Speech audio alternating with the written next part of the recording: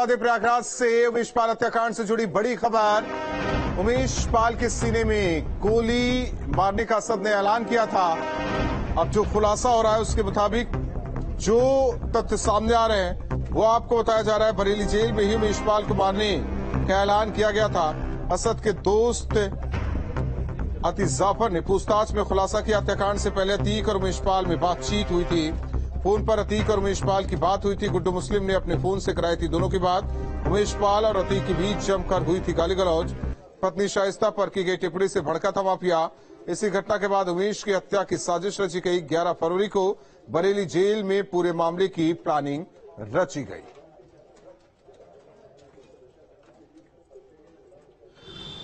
उमेश पाल हत्याकांड मामले की जांच जैसे जैसे आगे बढ़ रही है, तमाम चौंकाने वाले खुलासे हो रहे हैं। और अब ये खबर सामने आई है कि माफिया अतीक के बेटे असद ने उमेश पाल को सीने में गोली मारने की कसम खाई है। दरअसल उमेश पाल की हत्या से पहले गुड्डू मुस्लिम उमेश पाल के पास उसके घर पहुंचा था और उसने अतीक अहमद से उमेश पाल की बात कराई थी। इस दौरान दोनों के बीच में विवाद हुआ था और अतीक अहमद ने जब उमेश पाल को गाली दी तो उमेश पाल ने भी पलटकर गाली दी थी और शाइस्ता परवीन को लेकर के भी कुछ टिप्पणी की थी। जिसके बाद ये खबर जब असद और तमाम अतीक अहमद के गुर्गों और बेटों तक पहुंची थी तो सब आग बबूला हो गए थे और उसी समय उन लोगों ने ये सोच लिया था कि उमेश पाल को रास्ते से हटाना है। लेकिन 11 फरवरी को जब असद और तमाम शूटर अशरफ से मिलने बरेली जेल पहुंचे थे तो वहां पर असद ने कहा था कि वो उमेश पाल के सीने में गोली मारेगा और उसने ये कसम खाई है।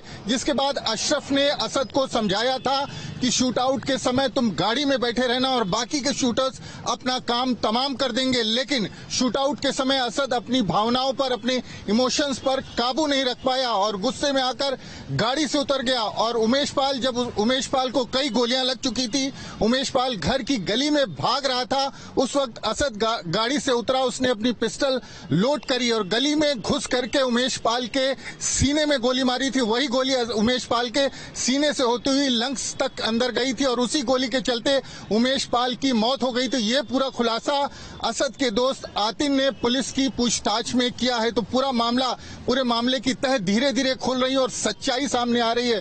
प्रयागराज से वीडियो जर्नलिस्ट विवेक श्रीवास्तव के साथ Manvendra Pratap Singh, news state, Uttar Pradesh.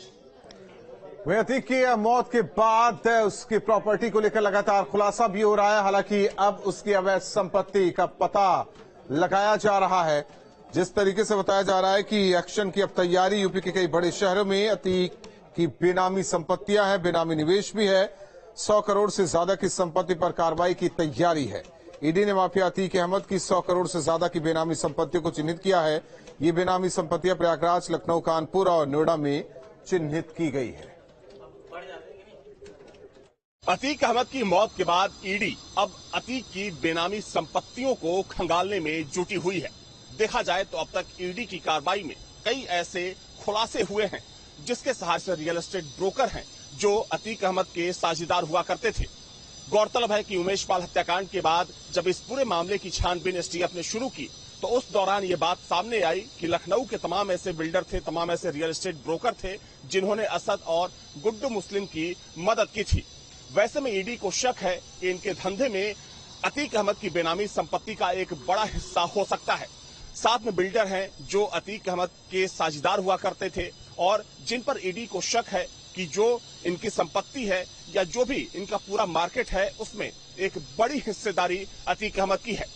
Video journalist Saiful Hasan के साथ अविनाश सिंह, न्यूज स्टेट, लखनऊ। जैसे जैसे एक एक संपत्ति करके पता चलेगा और पुलिस, एसटीएफ और ईडी उसमें हाथ डालेगी तो और धीरे धीरे संपत्तियां निकल के आती रहेंगी। बहुत से ऐसे लोग हैं जो कि इसकी संपत्तियों के बारे में बताना चाहेंगे। उनमें हो सकता है कहीं उनसे जबरन कब्जा किया गया हो, छीन झपट की गई हो। अगर अतीक की संपत्तियों में नोएडा की बात की जाए तो करीब 30 करोड़ की संपत्ति को चिन्हित किया गया है। वहीं ग्रेटर नोएडा में भी अतीक की एक कोठी मौजूद है।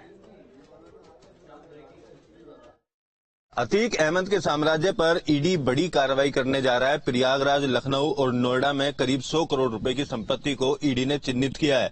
हम ग्रेटर नोएडा में मौजूद हैं। ग्रेटर नोएडा के सेक्टर 36 में ईडी की ये मन्नत नाम से कोठी है, जो कई साल पहले अतीक अहमद ने खरीदी थी। इस मकान में रहकर अतीक अहमद के एक बेटे